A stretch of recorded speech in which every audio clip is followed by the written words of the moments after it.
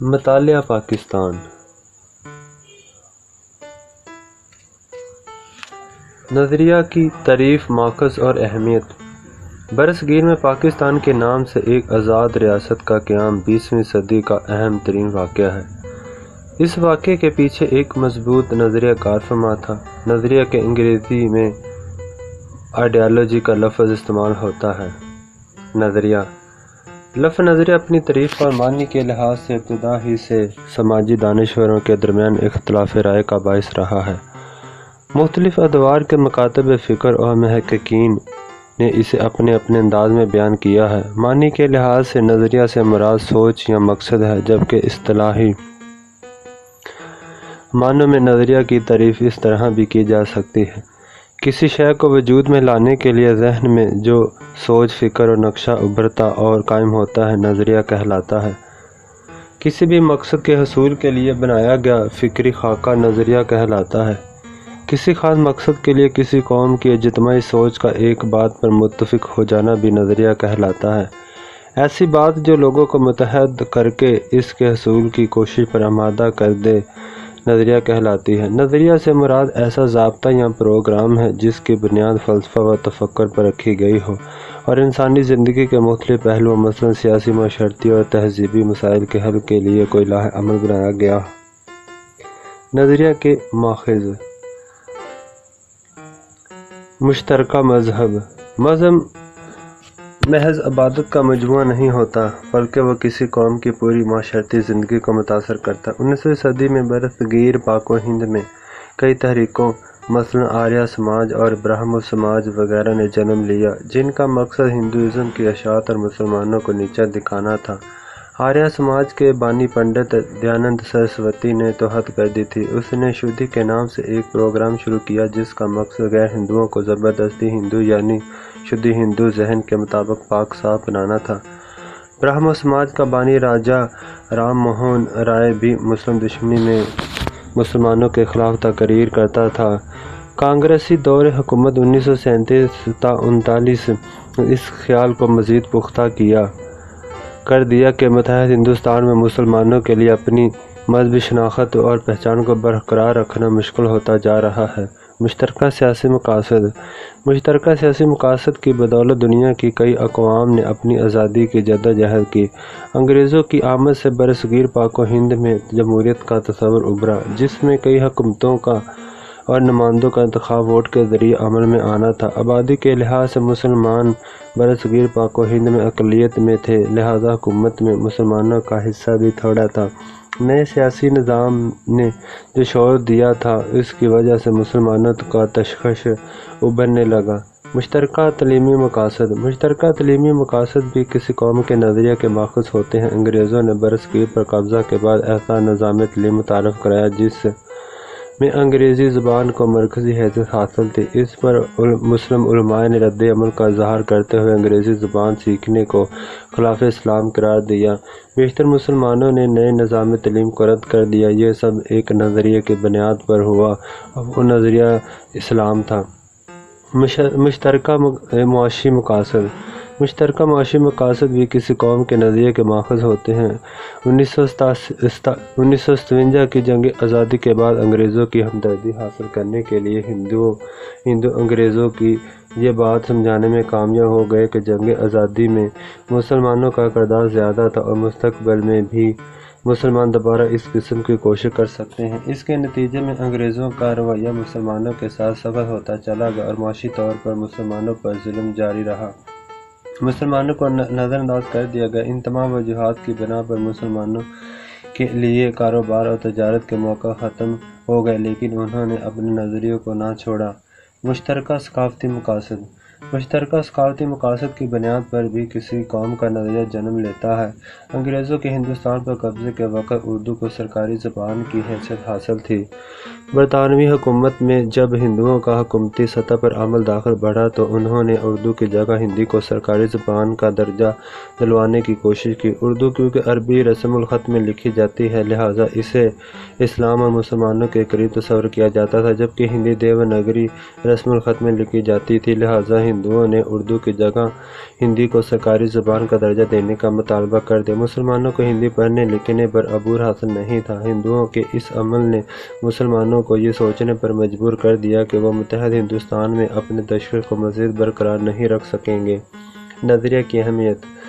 نظریہ لوگوں کی سوچ کی عکاسی کرتا ہے، اقوام اسی وجہ سے زندہ نظر آتی ہیں۔ نظریہ انسان کے ایک دوسرے کے ساتھ قومی حقوق و فرائض کی وضاحت کرتا ہے۔ نظریہ قوم کو متحد رکھنے میں مددگار ثابت ہوتا ہے۔ نظریہ مقاصد کے حصول کے لیے ہر قسم کی مشکلات کا مقابلہ کرنے کی طاقت بخشتا ہے۔ نظریہ مقاصد کے حصول کے لیے جدوجہد کا جذبہ پیدا کرتا ہے اور مقصد کے حصول کو یقینی بناتا ہے۔ نظریہ انقلاب کو جنم دیتا ہے اور اس کی وجہ سے نئی راہیں نکلتی ہیں۔ کوئی بھی نظریہ فوراً وجود میں نہیں آتا بلکہ اس کے پیچھے کچھ واقعات کام کر رہے ہوتے ہیں۔ عام طور پر نظریہ معاشرے کے پسماندہ لوگوں میں محرومی کو ختم کرنے کے لیے وجود میں آتا ہے۔ اسے یوں بھی کہہ سکتے ہیں کہ مشکل حالات اور سماجی دباؤ نظریہ کو جنم دیتے ہیں اور معاشرے میں مشکلات کے شکار لوگ اس کی طاقت بنتے ہیں۔ جس طرح امریکہ میں سیاہ رنگت کے لوگوں نے مساوی حقوق کے حصول کے لیے جدوجہد شروع کی تو ان کا نظریہ مساوی حقوق کے حصول کا تھا۔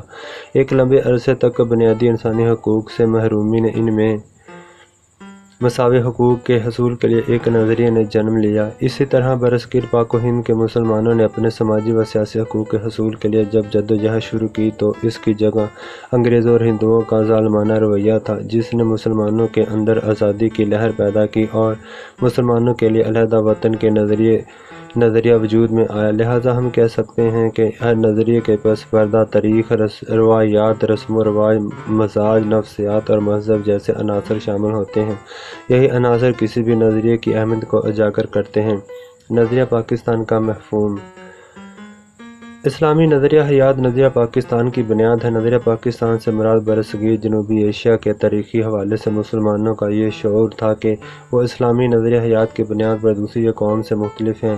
ایک موقع پر قائد اعظم محمد علی جناح نے فرمایا تھا کہ پاکستان تو اسی روز وجود میں آ گیا تھا جب برصغیر کا پہلا ہندو مسلمان ہوا تھا۔ نظریہ کی تعریف کی روشنی میں نظریہ پاکستان وہ لاہ عمل تھا جس کی بنیاد ایک خاص نظریہ یعنی اسلام پر رکھی گئی تھی، جس کو واضح کرنے کا مقصد اسلام کو ایک تہذیبی، ثقافتی، تمدنی، سیاسی اور معاشی نظام کے طور پر نافذ کرنا تھا۔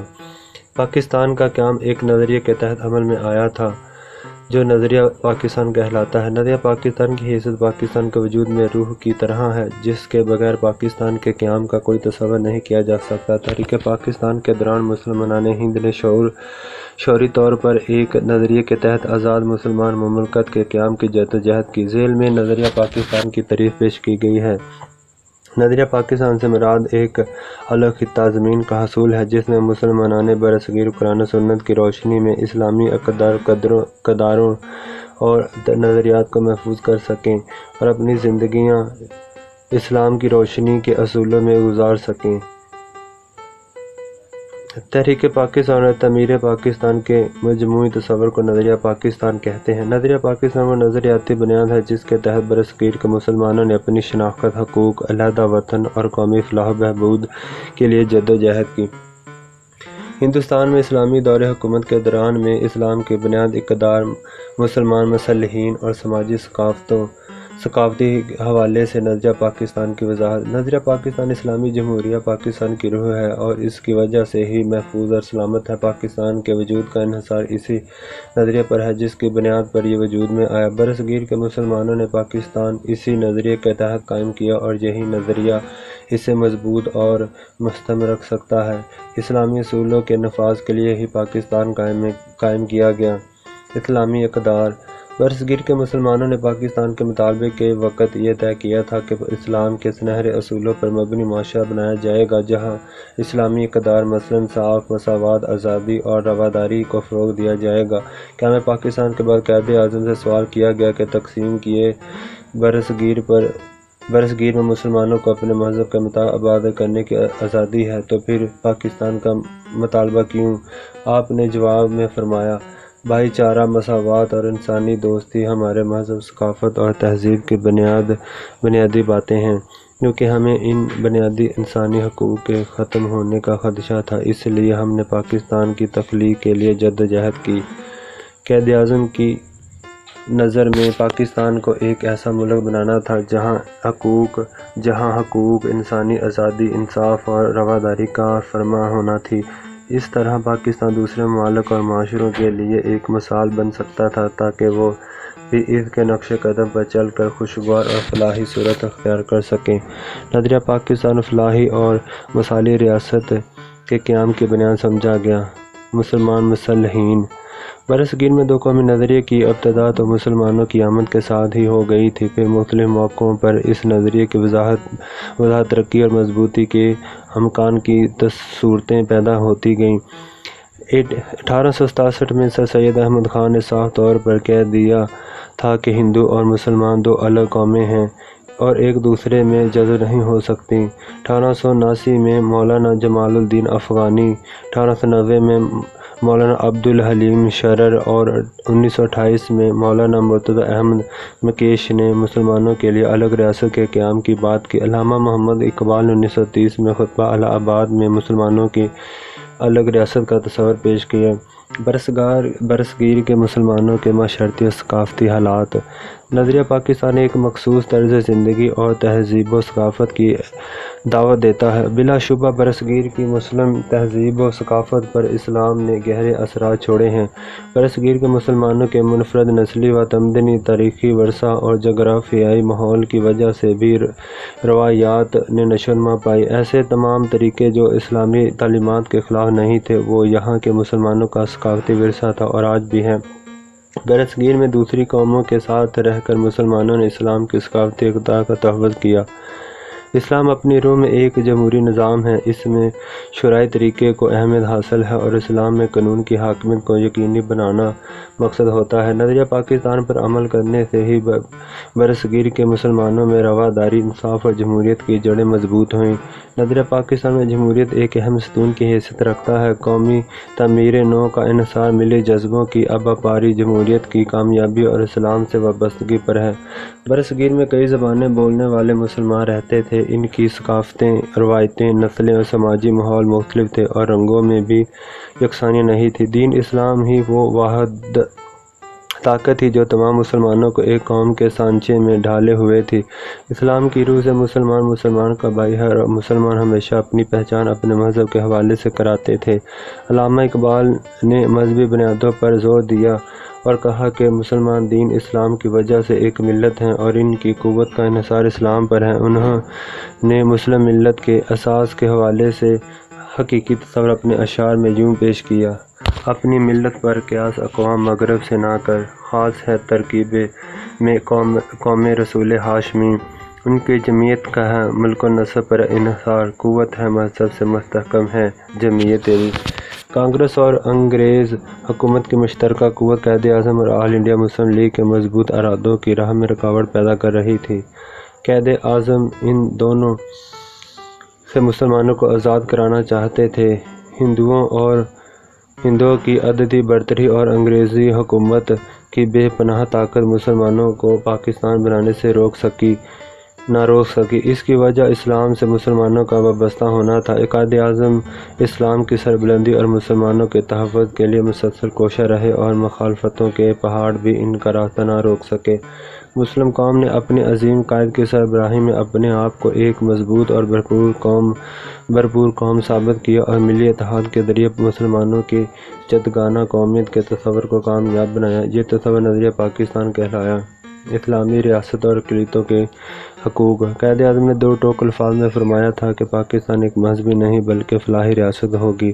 یہاں غیر مسلموں کو مسلمانوں کے برابر درجہ ملے گا، وہ آزاد اور خوشگوار فضا میں سانس لے سکیں گے اور انہیں برابر حقوق حاصل ہوں گے۔ رواداری اور انصاف کے تقاضے پورے کیے جائیں گے۔ 11 اگست 1947 کو پاکستان کی دستور ساز اسمبلی میں آپ نے اسلامی ریاست کے تصور کی وضاحت کرتے ہوئے فرمایا: آپ عبادت کے لیے اپنی مخصوص عبادت گاہوں میں جانے کے لیے آزاد ہیں۔ آپ کا تعلق چاہے کسی عقیدے سے ہو، ریاست کا اس سے کوئی تعلق نہیں۔ پاکستان کے تمام شہری مساوی ہیں اور انہیں مساوی حقوق حاصل ہوں گے۔ نظریہ پاکستان سے آگاہی۔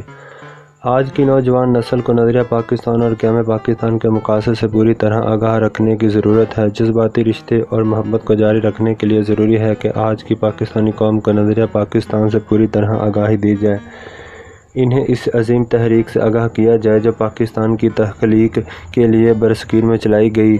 پاکستان کے عوام کو مضبوط اور متحد رکھنے کے لیے ضروری ہے کہ انہیں نظریہ پاکستان کی اہمیت اور تحریک پاکستان کے رہنماؤں کی قربانیوں کا پوری طرح علم ہو۔ ملک بھر میں زبان، علاقہ اور صوبوں کی سطح پر نفرتوں کے خاتمے کے لیے نظریہ پاکستان سے دلی لگاؤ پیدا کرنا ضروری ہے۔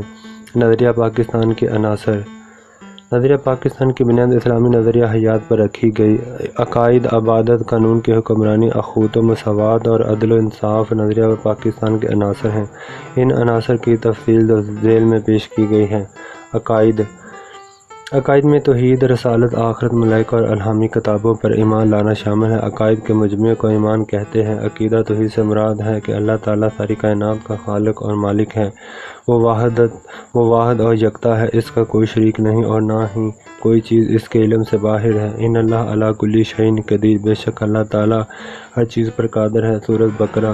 یعنی کوئی شے اس کی قدرت سے باہر نہیں ہے۔ انی جاعل فی الارض خلیفۃ، میں زمین میں اپنا نائب بنانے والا ہوں۔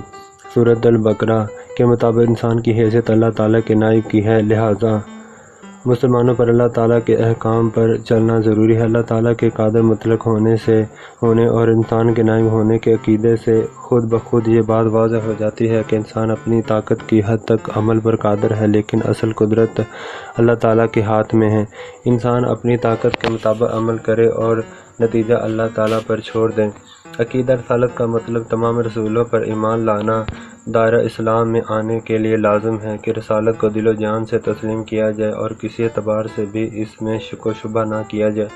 قرآن مجید اور سورہ اسوہ رسول صلی اللہ علیہ وسلم کو سرچشمہ ہدایت ماننا اور حضرت محمد صلی اللہ علیہ وسلم کو اللہ تعالیٰ کا آخری رسول اور آخری نبی ماننا اور یہ مان رکھنا کہ آپ صلی اللہ علیہ وسلم کے بعد کوئی نبی نہیں آئے گا، عقیدہ رسالت کا لازمی جز ہے اور جو اس کا انکار کرے گا وہ مسلمان نہیں ہو سکتا۔ عبادت۔ توحید رسالت اسلام کا پہلا رکن ہے۔ دوسرا رکن نماز ہے۔ اللہ تعالیٰ نے قرآن مجید میں کئی مقامات پر نماز کی ادائیگی کا حکم دیا ہے۔ نماز کو مقررہ وقت کے مطابق ادا کرنا فرض ہے۔ اللہ تعالیٰ نے قرآن مجید میں ارشاد فرمایا ان الصلاۃ کانت علی المؤمنین کتابا موقوتا، بے شک نماز کا مومنوں پر اوقات مقررہ میں ادا کرنا فرض ہے۔ دراصل نماز قائم کرنا دین اسلام کو قائم کرنے کا وہ نمونہ ہے جس کا مظاہرہ ہر روز ہوتا ہے۔ اللہ تعالیٰ کی اطاعت کا ایسا ہی نظام پورے معاشرے میں قائم ہونا چاہیے۔ اسلام کا تیسرا رکن زکوٰۃ ہے۔ زکوٰۃ مالی عبادت ہے اور اسلام کے معاشی نظام کی مضبوطی کا ذریعہ ہے۔ زکوٰۃ کے نظام کی وجہ سے دولت چند ہاتھوں میں اکٹھی ہونے کی بجائے گردش میں رہتی ہے اور معاشرے کے غریب طبقے تک بھی پہنچ جاتی ہے۔ چوتھا رکن روزہ ہے۔ تمام عبادت کی طرح روزہ بھی فرض کا بہترین اظہار ہے اور بندے اور اللہ تعالیٰ کے درمیان قربت کا ذریعہ ہے۔ حج اسلام کا پانچواں رکن ہے جو صاحب استطاعت لوگوں پر فرض ہے۔ حج کے موقع پر اللہم لبیک کی پکار مسلمانوں کے اتحاد اور بھائی چارے کی ایسی مثال ہے جو دنیا میں کہیں نظر نہیں آتی۔ قانون کی حکمرانی اسلام کے نظام کی اہم خوبی ہے۔ اس کی بنیاد اس تصور پر ہے کہ قانون کا سرچشمہ اللہ تعالیٰ ہے۔ قرآن اور اسوہ رسول صلی اللہ علیہ وسلم قانون کی بنیاد ہے۔ بادشاہ اور غلام بھی اس قانون کے سامنے برابر ہیں۔ یوں کہا جا سکتا ہے کہ اسلام کے نظام میں جمہوریت کی روح موجود ہے۔ حکمرانوں کو باہمی مشورے کے ذریعے فیصلوں کا پابند کر کے جمہوریت کی مہر لگا دی گئی ہے۔ شرط یہ ہے کہ تمام فیصلے قرآن و سنت کی روشنی میں ہوں۔ اخوت و مساوات۔ اسلامی معاشرہ میں اخوت و مساوات کو خاص اہمیت حاصل ہے۔ مدینہ منورہ میں جب اسلامی حکومت قائم ہوئی تو اس میں اخوت اور مساوات مثالی تھی۔ آج بھی اسلامی معاشرہ اسی اخوت اور بھائی چارے اور مساوات کا تقاضا کرتا ہے۔ موخاتیں مدینہ میں نظر آئی تھیں۔ اسلام سے پہلے اس اصول کی شدید کمی تھی اور لوگ ایک دوسرے کی جان کے دشمن تھے، لیکن مدینہ کی ریاست کے وجود، حضور اکرم صلی اللہ علیہ وسلم نے حقوق العباد پر عمل کرتے ہوئے یتیموں، بیواؤں اور ناداروں پر شفقت کی تلقین کی۔ آپ صلی اللہ علیہ وسلم نے لوگوں کو زندگی بسر کرنے کا ضابطہ دیا تاکہ لوگ آپس میں محبت سے رہ سکیں اور معاشرے میں بھائی چارے اور مساوات کی فضا قائم ہوئی۔ آپ صلی اللہ علیہ وسلم نے زکوٰۃ اور خیرات کے نظام کو واضح کیا اور سود کو حرام قرار دیا، کیونکہ اسلام میں دوسروں کے استحصال، لوٹ کھسوٹ کی کوئی گنجائش نہیں۔ اخوت اس بات کا درس دیتی ہے کہ آپس میں برادرانہ تعلقات قائم ہونے چاہئیں تاکہ کسی کے حقوق چھینے نہ جا سکیں اور نہ ہی کوئی کمزور پر ظلم کرے۔ حضور اکرم صلی اللہ علیہ وسلم کا ارشاد ہے کہ ایک مسلمان دوسرے مسلمان کا بھائی ہے اور وہ اس کے ساتھ دھوکہ نہیں کرتا اور اس کے ساتھ خیانت نہیں کرتا اور اس کی غیبت نہیں کرتا۔ آپ صلی اللہ علیہ وسلم نے کینہ اور حسد سے باز رہنے کا درس دیا، لہٰذا مسلمانوں کو چاہیے کہ وہ اتفاق سے رہیں اور ایک دوسرے کی مدد کریں۔ اسلامی معاشرہ میں جہاں اخوت اور بھائی چارے کو مقام حاصل ہے وہاں مساوات بھی زور دیا گیا ہے۔ علامہ اقبال کے الفاظ میں ایک ہی صف میں کھڑے ہو گئے محمود و ایاد، نہ کوئی بندہ رہا اور نہ کوئی بندہ نواز، کیونکہ اسلام میں اونچ نیچ کا کوئی تصور نہیں ہے۔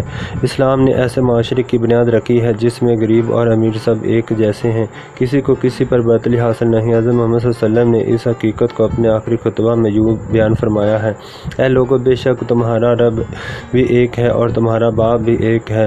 آگاہ رہو، کسی عربی کو کسی اجمی پر، کسی اجمی کو کسی عربی پر، کسی سفید فام کو کسی سیاہ فام پر اور کسی سیاہ فام کو کسی سفید فام پر کوئی فضیلت حاصل نہیں۔ فضیلت کا معیار صرف تقویٰ ہے۔ اسلام تو نام ہی مساوات کا ہے۔ اللہ تعالیٰ کے نزدیک کوئی شخص برتر نہیں ہے۔ اگر کوئی بڑا ہے تو وہ تو اچھے اعمال کی بنا پر بڑا ہو سکتا ہے۔ آپ دیکھ لیں کہ مسجد میں کوئی شخص افضل نہیں ہے، سب امام کے پیچھے کھڑے ہو کر نماز ادا کرتے ہیں۔ اللہ تعالیٰ کے حضور کسی کو برتری حاصل نہیں ہے۔ اللہ تعالیٰ نے مساوات نسل انسانی کا درس دیتے ہوئے سورۃ الحجرات میں یوں ارشاد فرمایا ہے: یا ایھا الناس انا خلقناکم من ذکر و انثی وجعلناکم شعوبا و قبائل لتعارفوا ان اکرمکم عند اللہ اتقاکم۔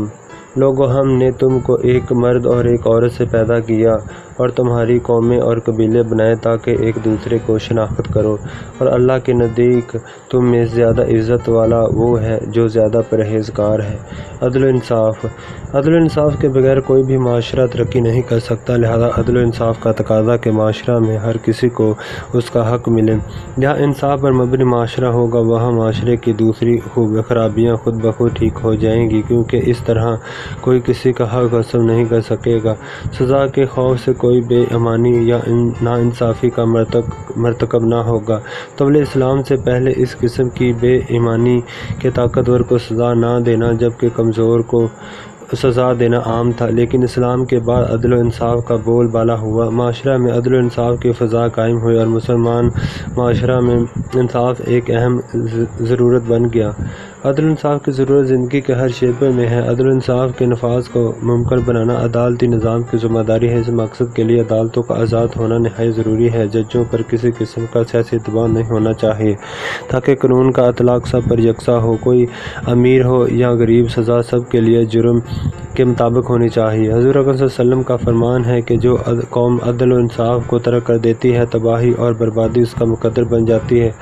حضور اکرم صلی اللہ علیہ وسلم نے عدل و انصاف کی بہت سی مثالیں چھوڑی ہیں جو دنیا کے لیے نمونہ ہیں۔ ایک دفعہ قبیلہ بنو مخزوم کی ایک عورت نے چوری کی اور آپ صلی اللہ علیہ وسلم سے سفارش کی گئی تو آپ صلی اللہ علیہ وسلم نے ارشاد فرمایا: تم میں سے پہلے قومیں اسی لیے تباہ و برباد ہو گئیں کہ ان میں جب کوئی بڑا آدمی جرم کرتا تھا تو اسے سزا نہیں دی جاتی تھی، اور اگر کوئی چھوٹا آدمی جرم کرتا تو اس پر حد لاگو کر دی جاتی تھی۔ خدا کی قسم، اگر فاطمہ بنت محمد صلی اللہ علیہ وسلم بھی چوری کرتی تو میں اس کا بھی ہاتھ کاٹ دیتا۔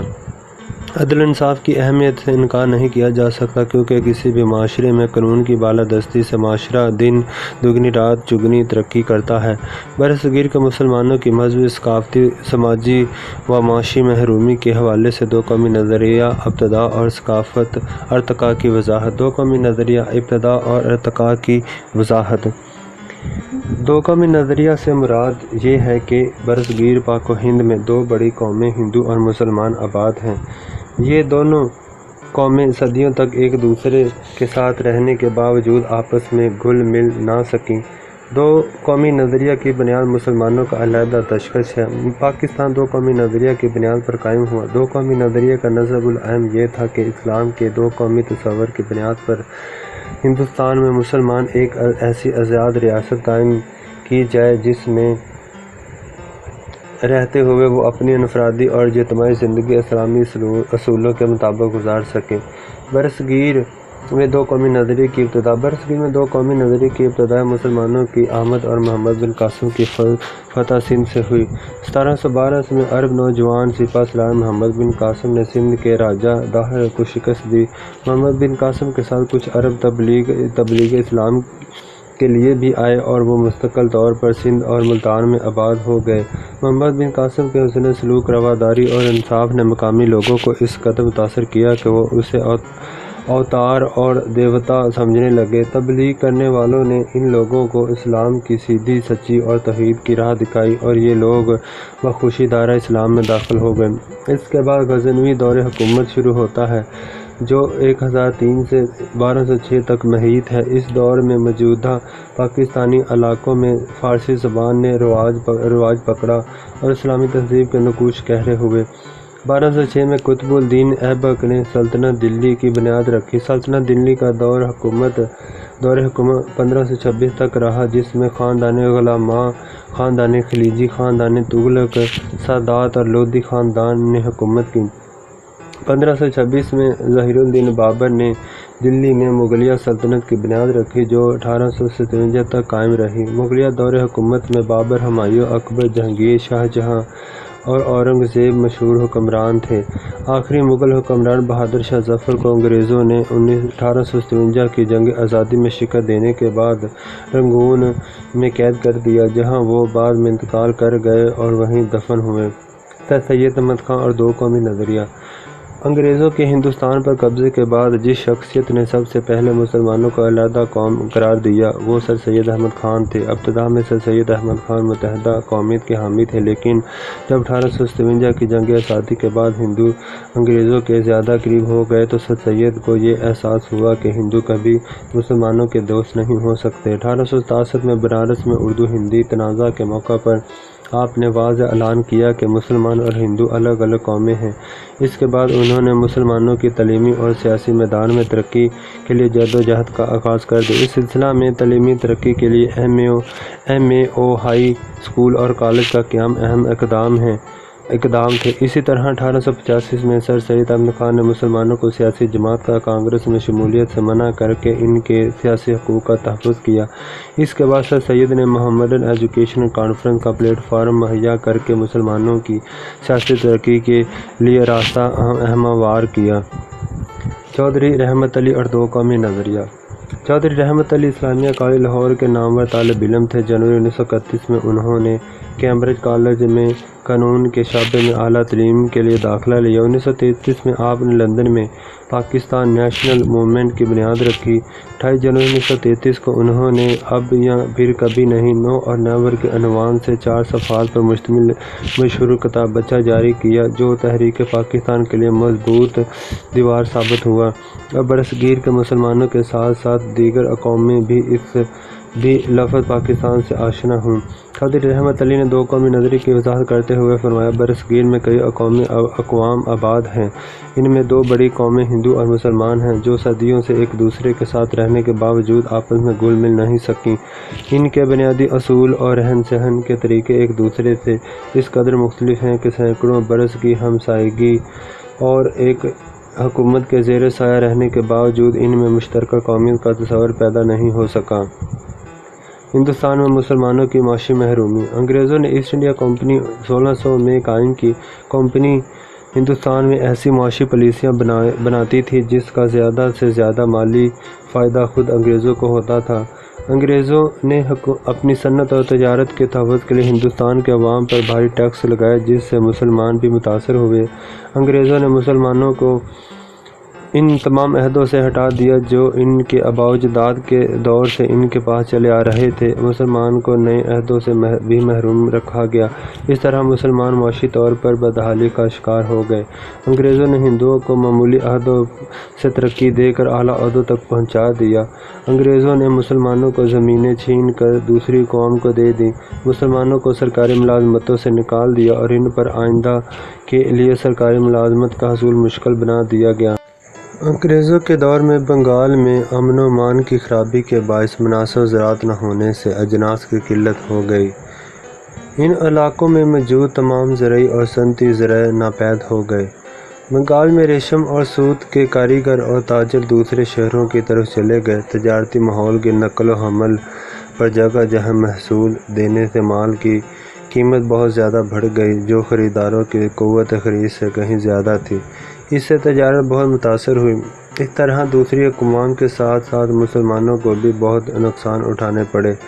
ایسٹ انڈیا کمپنی نے نئے ٹیکسوں کے باعث کسانوں پر محصول کی شرح بڑھ گئی۔ اس طرح انگریزوں کے ہاتھوں مقامی زراعت کو سخت نقصان پہنچا۔ علامہ محمد اقبال رحمۃ اللہ علیہ اور قائد اعظم محمد علی جناح رحمۃ اللہ علیہ کے ارشادات کی روشنی میں نظریہ پاکستان کی وضاحت۔ علامہ محمد اقبال اور قائد اعظم محمد علی جناح کے ارشادات کی روشنی میں نظریہ پاکستان کی وضاحت ذیل میں کی گئی ہے۔ نظریہ پاکستان علامہ محمد اقبال۔ علامہ محمد اقبال برصغیر کے ان مسلمان رہنماؤں میں سے ایک ہیں جنہوں نے مسلمانوں کو الگ ریاست کا تصور دیا اور اپنی شاعری کے ذریعے ان کو بیدار کیا۔ پہلے آپ بھی ہندو مسلم اتحاد کے حامیوں میں سے تھے، لیکن ہندوؤں کی تنگ نظری نے جلد ہی علامہ محمد اقبال کو اس بات پر سوچنے پر مجبور کر دیا کہ وہ الگ ملک کا مطالبہ کریں۔ آپ نے خطبہ الہ آباد 1930 کے ذریعے مسلمانوں کے لیے ایک الگ ریاست کا مطالبہ کیا تاکہ مسلمان اس میں رہ کر اپنے مذہب اور ثقافت کے مطابق زندگی گزار سکیں۔ آپ نے فرمایا، مجھے ایسا نظر آتا ہے کہ اور نہیں تو شمال مغربی ہندوستان کے مسلمانوں کو بالآخر ایک اسلامی ریاست قائم کرنا پڑے گی۔ اگر ہم چاہتے ہیں کہ اس ملک میں اسلام بحیثیت تمدنی قوت زندہ رہے تو اس کے لیے ضروری ہے کہ وہ ایک مخصوص علاقے میں اپنی مرکزیت قائم کریں۔ میں صرف ہندوستان میں اسلام کی فلاح و بہبود کے خیال سے ایک منظم اسلامی ریاست کے قیام کا مطالبہ کر رہا ہوں۔ برصغیر میں چونکہ دو الگ الگ قومیں آباد تھیں، اس لیے علامہ محمد اقبال مسلمانوں کو ایک بڑی اور الگ قوم کی حیثیت سے اجاگر کرانا چاہتے تھے۔ وہ سمجھتے تھے کہ سیاسی، سماجی اور معاشی تحفظ کے لیے ضروری ہے کہ ان کے لیے الگ ریاست ہو۔ نظریہ پاکستان اور قائد اعظم۔ تاریخ میں کچھ ایسی شخصیات ملتی ہیں جنہوں نے اقوام کو تقدیر کو بدل کر رکھ دیا۔ قائد اعظم محمد علی جناح برصغیر کی ان شخصیات میں سے ایک ہیں جنہوں نے برصغیر کے مسلمانوں کی تقدیر کو بدل کر رکھ دیا۔ قائد اعظم محمد علی جناح دو قومی نظریہ کے زبردست حامی تھے اور وہ ہر لحاظ سے مسلمانوں کو الگ قوم کا درجہ دیتے تھے۔ آپ نے اس سلسلے میں فرمایا، قومیت کی جو بھی تعریف کی جائے، مسلمان اس تعریف کی روح سے الگ قوم ہیں۔ وہ اس بات کا حق رکھتے ہیں کہ اپنی الگ مملکت قائم کریں۔ مسلمانوں کی یہ خواہش ہے کہ وہ اپنی روحانی، اخلاقی، تمدنی، اقتصادی اور معاشرتی اور سیاسی زندگی کے مکمل نشو و نما کریں اور اس مقصد کے لیے جو طریقہ اپنانا چاہیں وہ اپنائیں۔ قرارداد لاہور 29 مارچ 1940 کو پیش ہوئی، جس میں آپ نے خطبہ صدارت دیتے ہوئے فرمایا، ہندو اور مسلمان دو علیحدہ مذاہب سے تعلق رکھتے ہیں جو بالکل مختلف عقائد پر قائم ہیں اور مختلف نظریات کی عکاسی کرتے ہیں۔ ان دونوں اقوام کے ہیروز، رزمیہ، کہانیاں اور واقعات ایک دوسرے سے مختلف ہیں، لہذا ان دونوں قوموں کو ایک لڑی میں پرونے کا مقصد برصغیر کی تباہی ہے، کیونکہ یہ برابری کی سطح پر نہیں بلکہ اقلیت اور اکثریت کے روپ میں موجود ہیں۔ برطانوی حکومت کے لیے بہتر ہوگا کہ ان دونوں قوموں کے مفادات کو مد نظر رکھتے ہوئے برصغیر کی تقسیم کا اعلان کرے، جو کہ تاریخی اور مذہبی لحاظ سے ایک صحیح قدم ہوگا۔ 19 دسمبر 1940 کو احمد آباد میں خطاب کرتے ہوئے قائد اعظم نے فرمایا، پاکستان صدیوں سے موجود رہا ہے، شمال مغرب مسلمانوں کا وطن رہا ہے۔ ان علاقوں میں مسلمانوں کی آزاد ریاستیں قائم ہونی چاہئیں تاکہ وہ اسلامی شریعت کے مطابق اپنی زندگی گزار سکیں۔ 1933 میں جب قائد اعظم برصغیر کی سیاست سے مایوس ہو گئے تو لیاقت علی خان اور دوسرے مسلح رہنماؤں نے انہیں واپس آنے کے لیے قائل کیا۔ پاکستان کے بننے کے بعد آپ نے فرمایا، ہمیں پنجابی، سندھی، بلوچی اور پٹھان کے جھگڑوں سے بالا تر ہو کر سوچنا چاہیے۔ ہم صرف اور صرف پاکستانی ہیں۔ اب ہمارا فرض ہے کہ ہم پاکستانی بن کر زندگی گزاریں۔ اس کے علاوہ آپ نے اقلیتوں کو مکمل تحفظ دینے اور برابری کے حقوق دینے کا بھی اعلان کیا۔ یہی اسلام کی بنیادی تعلیم ہے۔ 11 اکتوبر 1947 کو حکومت پاکستان کے افسران سے خطاب کرتے ہوئے قائد اعظم نے فرمایا، ہمارا نصب العین یہ ہے کہ ہم ایک ایسی مملکت تخلیق کریں جہاں ہم آزاد انسانوں کی طرح رہ سکیں، جو ہماری تہذیب و تمدن کی روشنی میں پھلے پھولے اور جہاں اسلام کے معاشرتی انصاف کے اصولوں کو ابھارنے کا موقع ملے۔ 1 جنوری 1948 کو قائد اعظم نے اسٹیٹ بینک کا افتتاح کرتے ہوئے فرمایا، مغرب کا معاشی نظام انسانیت کے لیے ناقابل حل مسائل پیدا کر رہا ہے اور یہ لوگوں کے درمیان انصاف قائم کرنے میں ناکام رہا ہے۔ ہمیں دنیا کے سامنے ایک ایسا معاشی نظام پیش کرنا چاہیے جو اسلام کے صحیح تصور، مساوات اور